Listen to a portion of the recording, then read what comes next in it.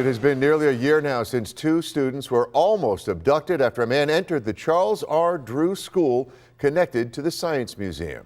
But the public didn't know some of the details of that incident until a Buffalo police detective blew the whistle about it on a podcast last April. 2 on Your Side's Nate Benson joins us with a look at where the investigation stands tonight. Nate? Yeah, good evening, Scott and Mary Alice. This Wednesday will mark 1 year since that incident, and the public still does not have a firm grasp of what actually happened. Nearly a year later, there's still a lot of questions about what happened on February 11th, 2025, when Shane Cronin entered the school through the Science Museum. In fact, at the time of the incident, there was no mention by Buffalo Public Schools that there was an attempted abduction of a student at the school.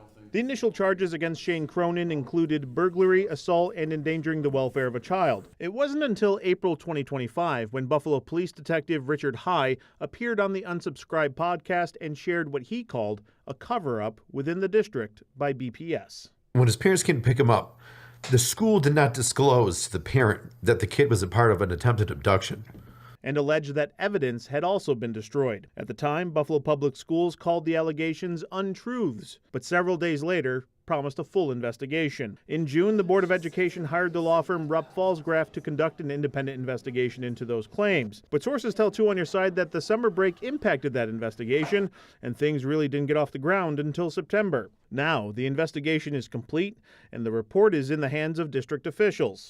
This evening, the Board of Education received a lengthy report over 100 pages with recommendations.